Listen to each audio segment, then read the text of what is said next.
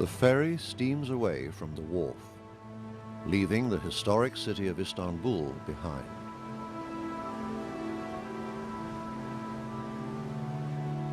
It is heading out into the Sea of Marmara on one of its regular trips to the islands off the coast of Turkey. The people aboard pay little attention to one of their fellow passengers. A quiet man, calmly reading a newspaper. They don't realize he is one of the great spiritual leaders of the world, a leader who is playing a critical role in saving them from environmental dangers that grow worse every day, dangers that threaten the lives of us all.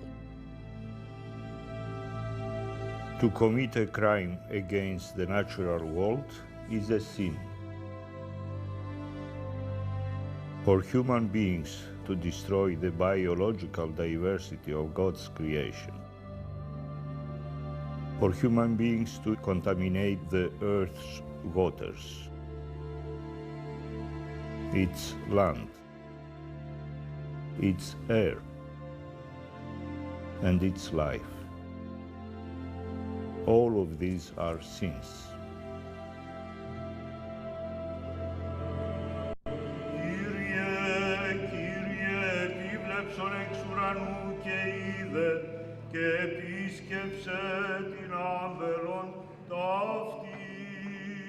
The Ecumenical Patriarch Bartholomew is the anointed leader of the Orthodox Church, the oldest of the Christian religions. A family of independent churches with 300 million followers. From his first days in office, he has made the environment a vital spiritual mission. His dedication to saving the earth has earned him the title, the Green Patriarch.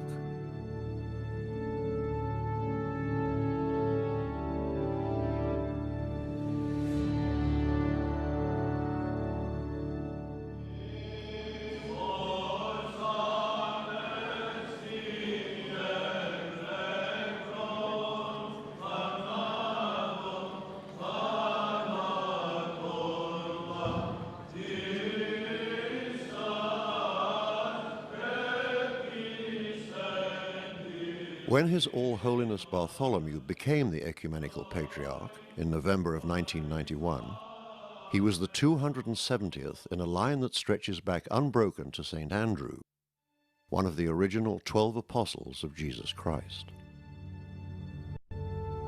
The Patriarch is the protector of a rich and ancient tradition from which he has taken the concept of sin and applied it to today's wanton abuse of the environment. To persist in the current path of ecological destruction is not only folly, it is a sin against God and creation. Until recently, the normal view would be, well, sin only concerns what you do to other people.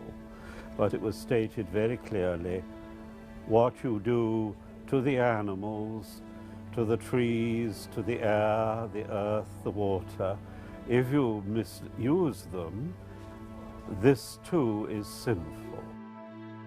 The Ecumenical Patriarch was the first leader of his stature in the Christian community to have made environmental issues, or caring for God's creation, a key issue.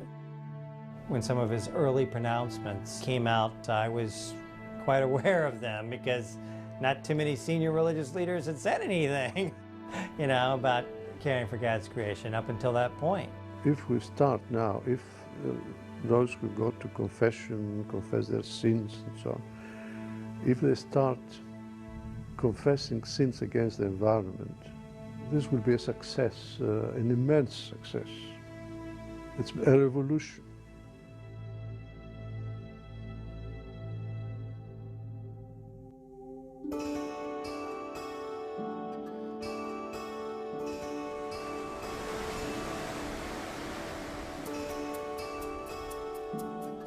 The Ecumenical Patriarch decided to use his influence to bring people together to solve our common problem.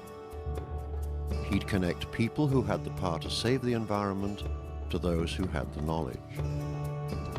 He would bring together scientists, religious leaders, government officials, media representatives, and ordinary citizens in a series of shipboard symposia. They'd share information on the environmental crisis and pool their combined expertise to find solutions. What is interesting about the Orthodox Church initiative is that, as far as I am aware, this is the only group where the initiative is either being actually taken by or at least involves the very highest church authority. I don't remember any other patriarch doing this, not a patriarch, not a pope, not a Protestant leader, not a Jewish leader, nor anybody from the Muslim world or any other world who stood up and said, this is a moral imperative, we've got to do something about it. The Patriarch's plan was very simple, but as it turned out, not so easy to execute. His guests were people who had never before had the occasion, or perhaps the desire, to talk to each other, particularly the religious leaders and the scientists. When I was invited, I was a little bit suspicious because, as you know, scientists don't look to religion with a lot of trust. Science and religion have traditionally not gotten along, and a little bit of humility from both helps a lot. Scientists in general just do not give a damn with what the religion people have to say philosophically about the way to do science. I would say the scientists were more open towards theology than theology was open towards science. And so it was important at the first symposium to have them on a boat so that they would not disappear suddenly. The split between science and religion is centuries old. For scientists, defying church doctrine once meant death. In the 1500s, Nicolaus Copernicus feared persecution from the Catholic Church so much that he waited until he was on his deathbed to publish his theory that the sun was the center of our planetary system, not the Earth. Though Copernicus escaped punishment, those who subscribed to his theory were not so lucky. Giordano Bruno was imprisoned for his heretical views, tortured for 8 years, then in 1600 burned at the stake. 32 years later, Galileo wrote a book offering his own proof that Copernicus was right. The Pope banned it, threatened Galileo with torture, and sentenced him to a lifetime of house arrest.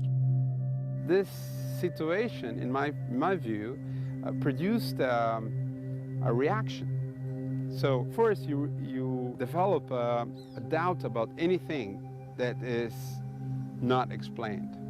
So you reject faith, because faith is the territory of your enemy. Rifts between science and religion are often as bitter today as in the past, particularly in areas like creation theory, stem cell research, and human cloning. But the Patriarch hoped the fragile state of the environment would help the two sides find common ground. The wise men of the antiquity, they were also the priests, and they knew about the stars and plants and animals and meteorology and the soul and the spirit and the world. There wasn't a separation. And it's about time we overcome this.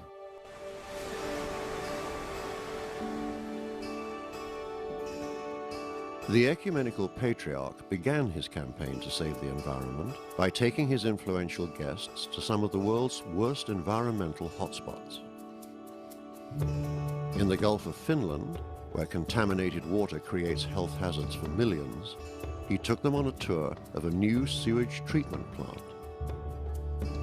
Something that I shall never forget is walking through a sewage plant with His All Holiness, the Ecumenical Patriarch of Constantinople, accompanied by the world's press, striding through these remarkable caverns and seeing what enormous ingenuity had gone into dealing with a problem that, as we know, everywhere has to deal with in one way or another. In Porto Romano, Albania, the Patriarch brought his guests to an abandoned chemical factory The site is so polluted that those living nearby daily absorb deadly poisons through their skin.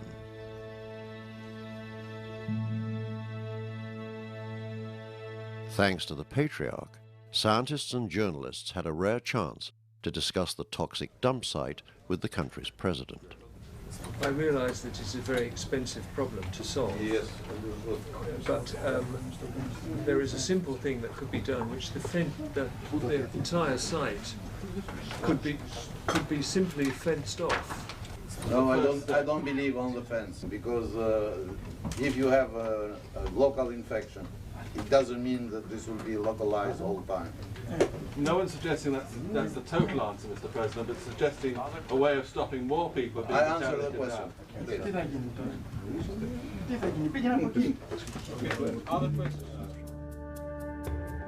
In the Amazon, the Patriarch and his guests became eyewitnesses to the destruction of the rainforest. We came to see and to learn, to see with our own eyes. We go back more rich in knowledge and in experience. In the Baltic, the Patriarch focused the world's attention on fish species that once seemed infinite and are now close to extinction. There was a day, not so long ago, where people talk about that the sea is not possible for man to empty the sea. Everyone talked about it. Sea is so big that it's not possible for us to take away the resources. Today, everyone say it was wrong. You know, they catch it up to 1 million tons of codfish, and then it's going down, going down, going down. And when it's reached around 150,000 tons, and it's never been restored. Even fishery is stopped, the cod is not coming back. And in Greenland, he took his guests to the edge of a fjord to watch million-year-old glaciers melting into mist.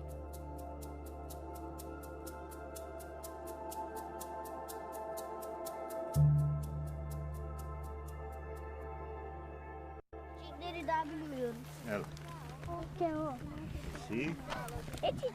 Kesi. Kesi. Ama kokuyor bir koku. Palin. Demir izliyor. Limon Kesi.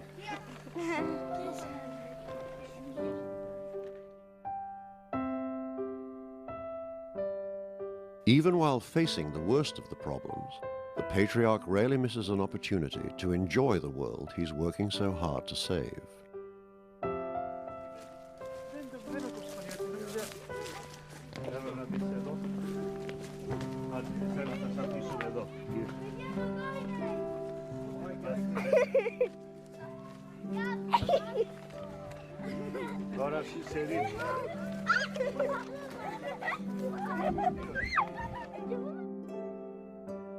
Whenever possible, he bypasses riding in cars for a simple walk in the open air. You want to walk? Okay.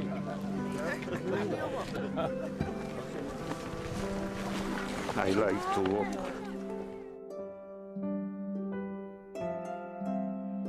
Like all leaders, he kisses babies, but for the Patriarch, it's one of the benefits.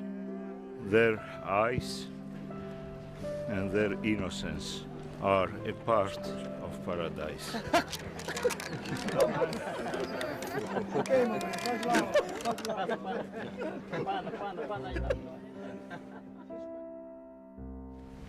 Good morning. No matter where he is in the world, the Patriarch is rarely alone. His days booked solid with meetings with his followers, church leaders, and heads of state. He has received the United States Congressional Medal of Honor from President Bill Clinton, won Norway's prestigious Sophie Prize for his inventive approach to environmental problems, and been named a champion of the earth by the United Nations. He is the sort of leader who doesn't lead exactly by coming out front.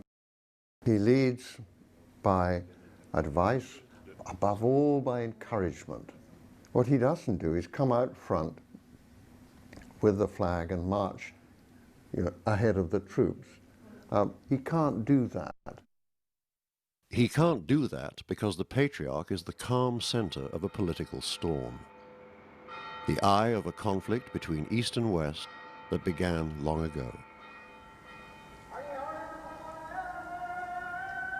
The Orthodox Christian faith was founded in the ancient city of Byzantium, which became Constantinople in the 4th century AD under the reign of Constantine the Great, the first Roman emperor to convert to Christianity. Gradually, the Byzantine Empire, created by Constantine, gave way to the rule of the Ottoman Turks. After the fall of Constantinople, the Patriarch continued to be regarded by the Turkish Ottoman authorities as the head of the Orthodox people. And so Constantinople retained its importance right up until the 20th century. In the turmoil following the First World War, with the demise of the Ottoman Empire and the establishment of a Turkish Republic, more than 1 million Orthodox Christians were expelled from Muslim Turkey in the 1920s. This meant that the Patriarch lost most of his local flock.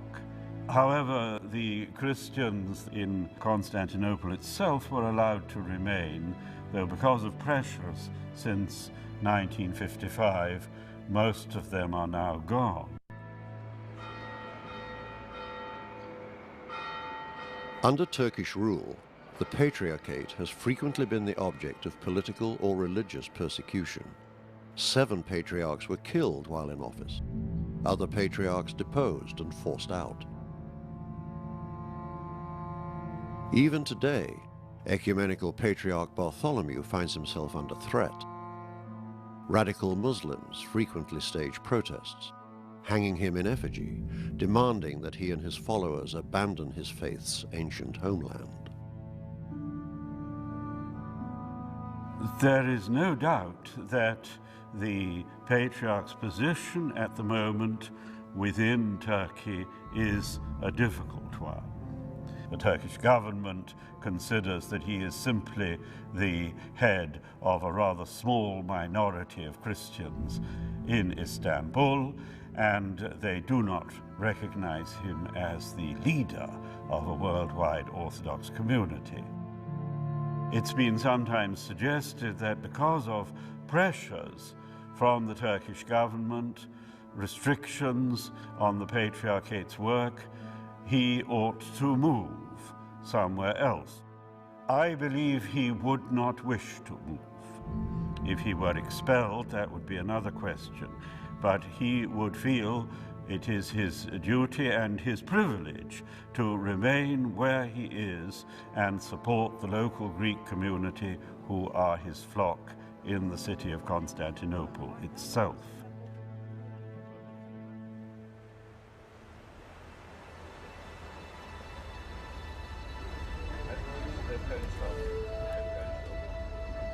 On this morning, the Patriarch is on his way to the island of Halki, an hour's ferry ride from Istanbul.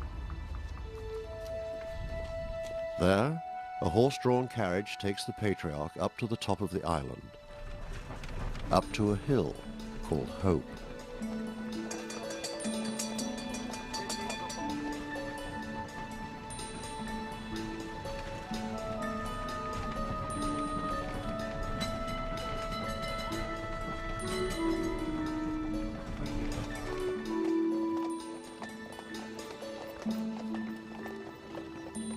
In the 9th century, Byzantine monks built a monastery there. Since 1844, it has been a theological school of the Orthodox Church. For the Patriarch, a visit there is always a kind of homecoming. I am deeply moved whenever I come back.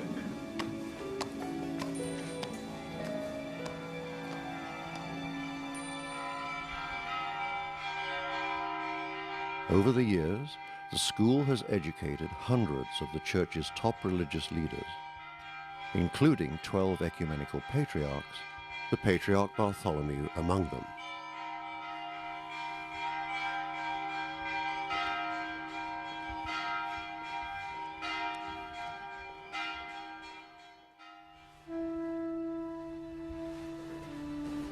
Άγιος Βαρθολομαίος.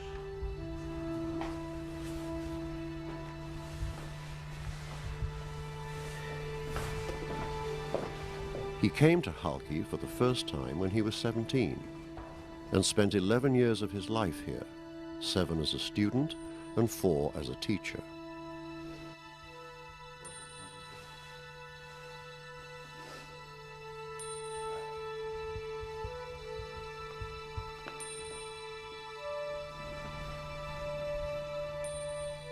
Patriarch Photios. The Patriarch was born on an island very similar to Halki, on the small island of Imbros in the Aegean Sea. There, he first learned to treasure the natural world. In Imbros we had goats, sheep, cats, donkey. Here at Halki, the Patriarch can take a moment or two to revisit his youth.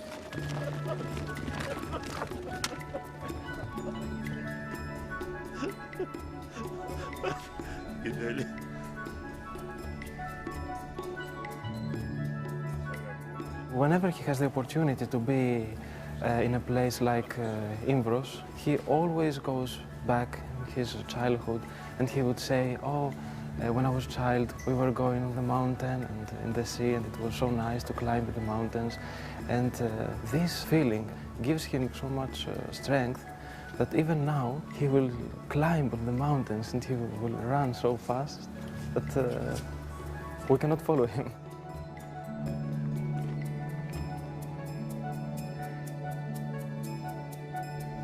This is the Easter flower, Paschalιά.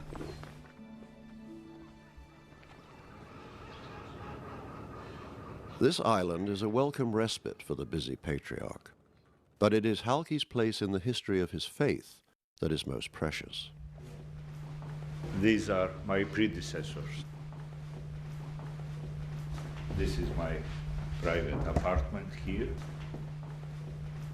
An ideal place for study, for prayer, for meditation.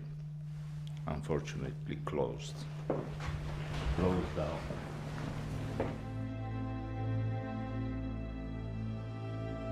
More than 100 Orthodox Christian students used to fill the classrooms here at Halki. But the school is empty now. Only a few caretakers tend the grounds.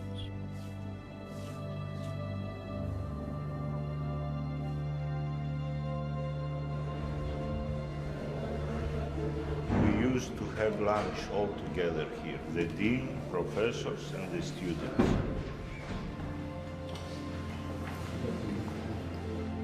In 1971, the Turkish government ordered the school shut down, and it has remained closed ever since. Χριστέ ο Θεός ευλόγησον την πρόσιν και την πόσιν των δούλων σου, ότι Άγιος ή πάντοτε νυν και αεί και εις τους αιώνας των αιώνων.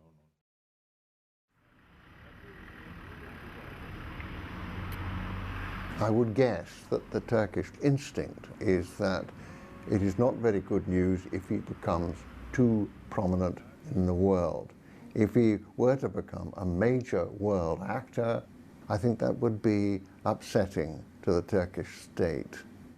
I think there's a good deal of respect among Turks generally for the Patriarchate, and I'm just very puzzled as to why the official attitude continues to be as hard-edged as it seems to be.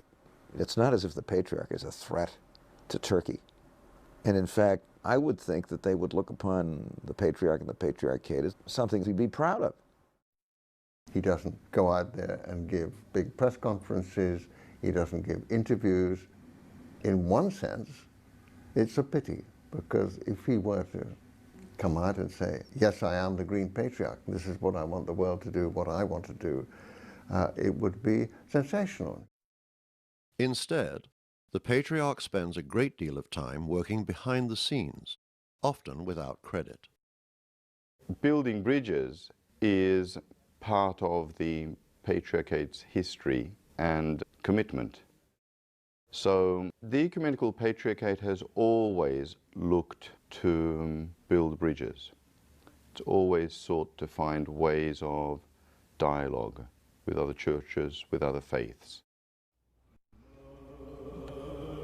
In 2002, at the Church of Sant'Apollinare in Italy, a church famous for its mosaics of the natural world, the Patriarch embraced an opportunity to forward the cause of the environment, while at the same time helping to repair an historic rift, the Great Schism of 1054 AD between the Orthodox Church and the Catholic Church.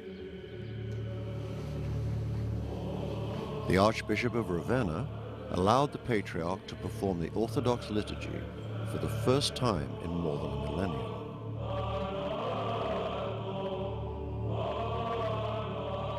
With every hymn, every prayer, history was being created, division was being healed.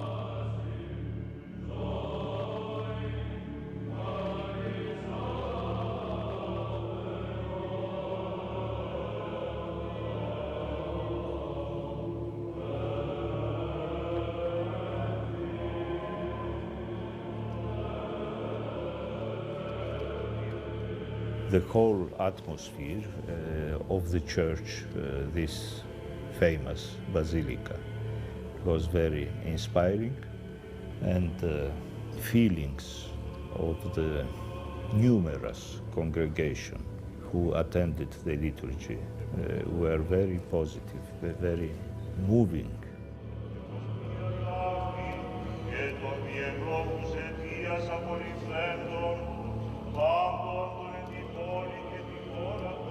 I was deeply moved. I think most people there were deeply moved.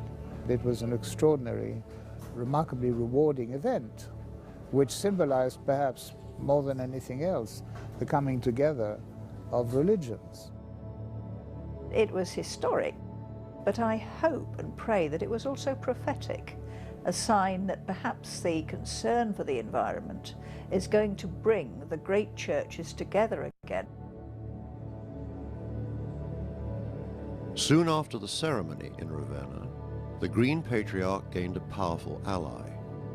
Pope John Paul II agreed to sign a common declaration on environmental ethics via satellite link from Rome. Il nostro incontro, anche se a distanza, ci permette di esprimere insieme la comune volontà di salvaguardare la creazione.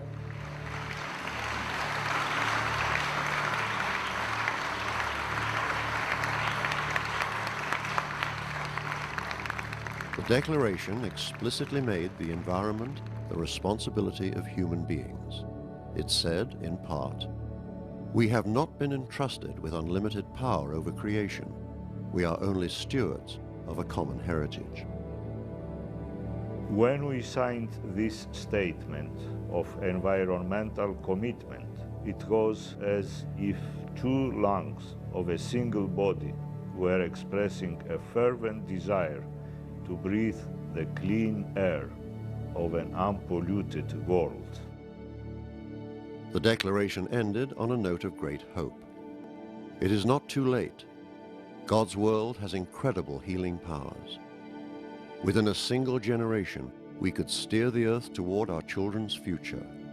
Let that generation start now, with God's help and blessing. I think that the Venice Declaration may prove to be extremely significant because it's in the bank, you see. This has been said by a Pope. This is now official teaching. The Patriarch has pulled out the Vatican energy and commitment on this issue. The Patriarch has led, the Vatican has responded, and that kind of collaboration between religions ecumenically, I think, is an example of how effective this movement can really be. Since the death of Pope John Paul II, the Patriarch has enhanced the Vatican's commitment with the new Pope, Benedict XVI.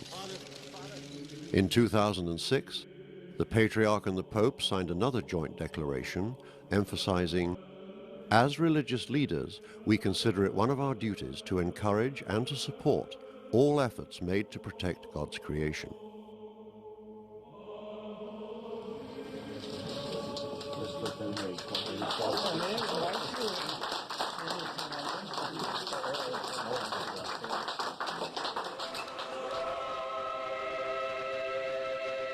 The Ecumenical Patriarch continues to play his primary role in the broader Orthodox community, always furthering his environmental message.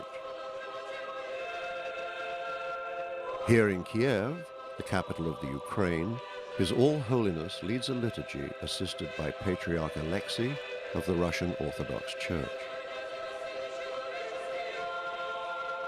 This divine liturgy celebrated the 1020th anniversary of the founding of Orthodoxy in Kiev.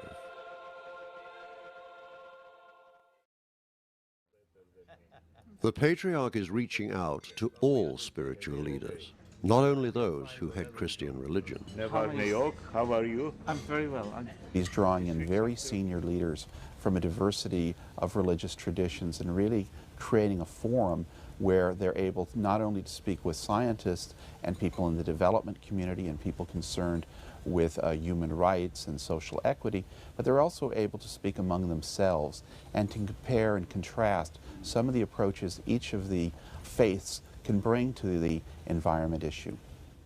In Paris, he spoke so strongly about Islamic tradition in protecting the environment.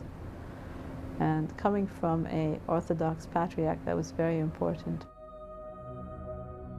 When we hear people from different religious orders speaking about other religions in a very positive manner and an open manner, and he does that, I've seen him. In the Amazon, the Patriarch took the unprecedented step of inviting indigenous people to join him, an act criticized by some of his own followers. Centuries ago, the arrival of European conquerors decimated the indigenous populations, dismissed their spiritual beliefs, enslaved them, and converted them to Catholicism, sometimes forcibly. On this occasion, however, the Patriarch made it possible for shamans to stand side by side with Orthodox Christians, Catholics, and Protestants. They were very happy and satisfied that we respected them and their traditions. The view of this native Amazonian Indian to bless a guy from the Catholic Church like he did today with grace and kindness was so powerful, because this is a representative of an institution that signified their suffering for 500 years. And now this guy here comes there, very symbolic, in the Amazon River, and blasts the representative of the church. In the last analysis, it was proved that we need each other. They need our advanced science and development, and we need their traditions and their closeness to the creation of God.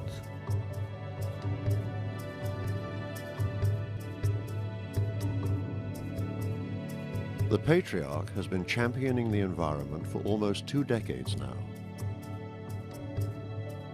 The long years of effort are paying off. The Green Patriarch can now count numerous success stories.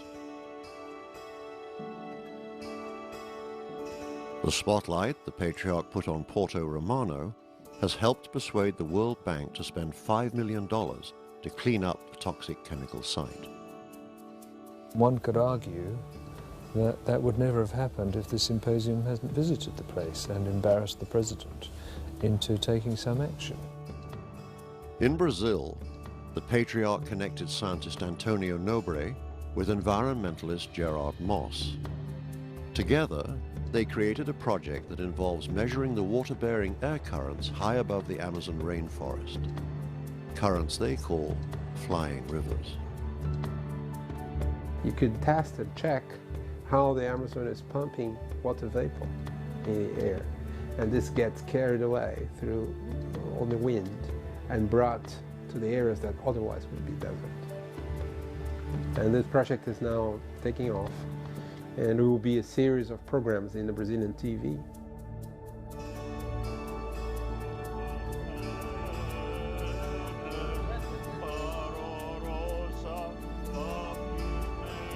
The Patriarch's visit to the Baltic inspired Bread and Fish, an organization of farmers, fishermen, and government leaders that hopes to restore the devastated fish stocks by continuing the communication and cooperation started by the Patriarch. He has been able, with his moral authority, to create a dialogue and create a new movement. To have religion become partner with nature and partner with people, and to have the real roots of religion kept alive for being a savior of humanity and nature rather than a threat to humanity and nature, a source of love and compassion rather than a source of hate and intolerance. For me, it's like oxygen. You have only one planet. This is a very delicate environmental balance that we live within. It's, you know, it's probably one of the reasons why many of us are religious, because we have something here in this ecosystem of ours which is so extraordinary. It's hard not to believe that some greater power than ourselves had something to do with this.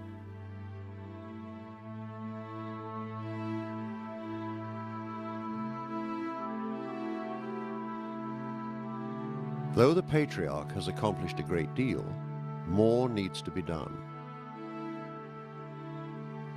Scientists tell us we have less than 10 years to curb greenhouse gases and limit global warming. Otherwise, it will be too late. We're going to lose unless someone can bring massive numbers of people into the discussion. And I believe that the best way to do that is going to be the religious community. We, people of religion, have to inspire more and more our faithful, to give them a good example. If we have arrived in this critical point today, it means that we, representatives of religion, did not fulfill our mission. We need moral leadership.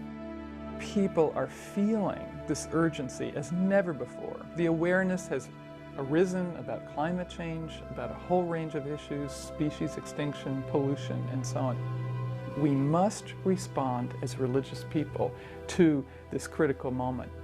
And I think we have now that possibility, and in large measure because of the early and consistent and authentic leadership of His All Holiness Bartholomew. Now that religion is here and bringing the moral message, things will start to change. This is what happened with the slavery issue. This is what happened with civil rights.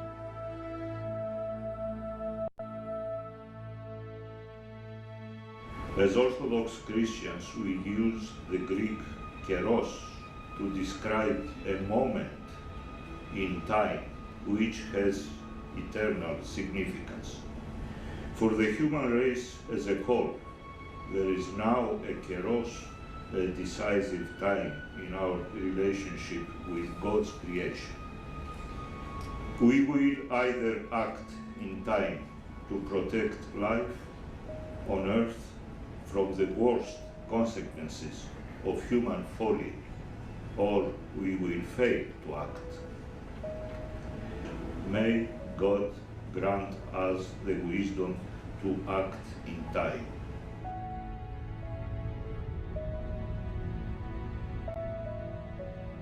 On a cloudy September day, a passenger ship cut through the waters of the Arctic Ocean off the coast of Greenland. On the deck, the Ecumenical Patriarch gathered religious leaders from nearly a dozen different doctrines. They stood silent, each in his or her own way, sending a prayer to the infinite.